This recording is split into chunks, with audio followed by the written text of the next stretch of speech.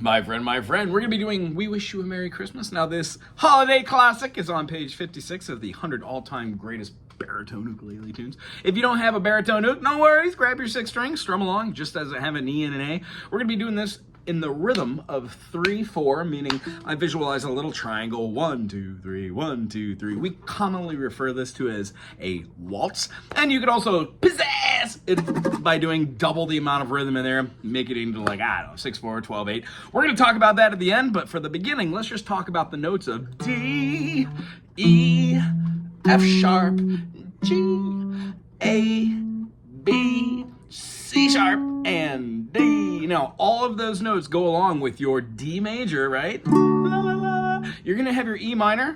You can work this all the way up the fretboard if you wanted to, remembering that the 1 and the 4 had the same shape. And then the 5 also as well. The 6 is gonna have a minor. And then, believe it or not, the 7th has a minor too, but we're gonna add one silly billy note to make it feel a little funky, and then it's going to resolve right back there. Remember, if you're having a hard time remembering how to make that 7th chord, you can make a 5 dominant or a 5/7 chord. What happens is you would take the 5th of this chord, D, we would have an E, we would have an F sharp, we'd have a G, right? And then the A. So if we play the A as an A7, or a dominant itself because it has a major structure and then a minor third above it, it gives us a transitioning chord or a lending chord. That's a lot of theory for today. Now let's wish some Christmases to everybody. It has a pickup note. In 3/4, we would count 1, 2, and then hit that quarter note. So the first note we're hitting is an A note. On this uke, we find the G, and then we go up to the A note. That's our starting tone. 1, 2, A. We're gonna hit a D, go up from a D to the open E, right back to the D, and then we're gonna go down to the C sharp. Charismatically, you don't want to hit the C. So from going from the beginning, 1, 2, and then we hit our open B. We're gonna go down to an open G, and then go back up to the B, and then we're gonna jump right back up to the top of the measure, which hits the open E. Hit that F sharp again because it's in the key signature, open, and then down to the 3. Now notice how I didn't use my second finger. I'm using the fingers that correlate with the different frets. If you do this in the future, you will find that your melodies will be consistent with your scale work. Yay! So from the top, let's just do a little chord pro. You have the book, you can work those notes out yourself there. However, it does stay in the key of D.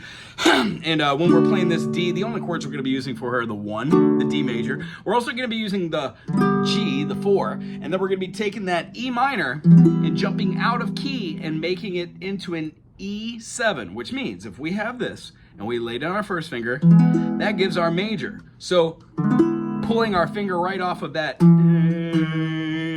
giving the dominant note is a major second away, or 2 minor seconds, 2 half steps from your root.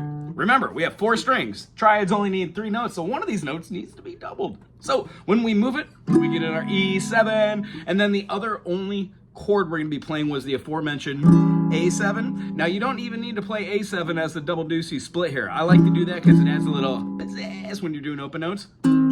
Awesome. But you could also bar the whole thing and then lay down your secondary finger there. If you're doing it with this chord, great. Doing it with this chord, great. The chances are, if you see my other videos, you'll notice that we play all these chords in different phrases, excuse me, with different fingerings, so we then can adjust and play different melodies based off of where our fingers are in real time for improvisation. Okay, so the chord pro over the top of this when we get through with the 2, 3, 3, open, 3, 2, open, open, open, open, open, 2, open, 3, 2, 2, 2, 2, 2, 3, 2, open, 3, open, 2, 2, open, open, 2, 3, 2, 3, 3, 3, 2, 2, 3, 2, open, 2, open, 2, open, open, 3, 3, 5. See how that transition?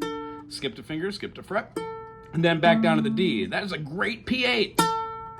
Octave to the D to D, and then we're going to play an 8th note. D, D, B, E, C sharp, D, D. I behoove you to go through this whole song. If you've got a book in front of you, grab your trusty pencil, write in the notes in pencil above there, and then look at those when you're playing. Your brain will associate what those notes are, and eventually you'll know what a C sharp is and where it looks like on the treble clef. Okay, here comes the chord po.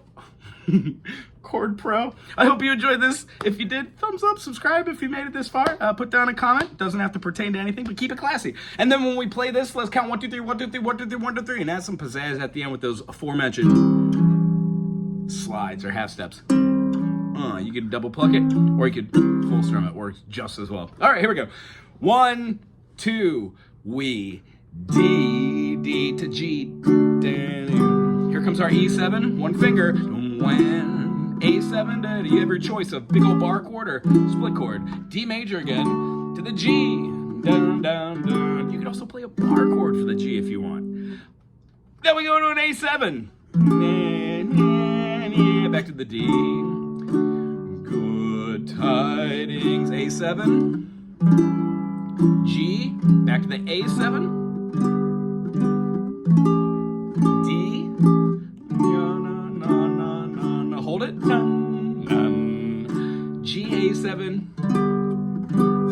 Back to D. Now here's where the pizzazz comes. You could add this 1, 2, 3, 1, 2, 3, 1, 2.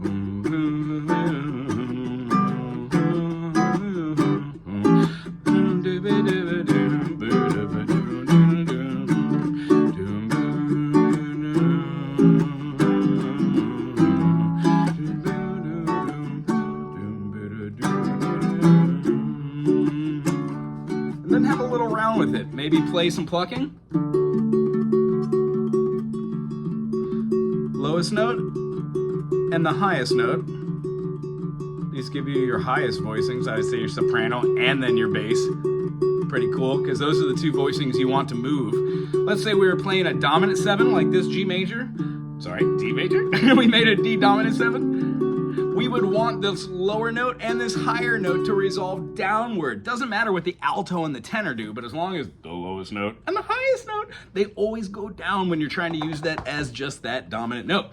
If you have it as a lending tone, yes, it could go up. There are certain expectations you have of notes, but honestly, these Christmas songs are already written, so have fun with this. If you do enjoy it, play the D.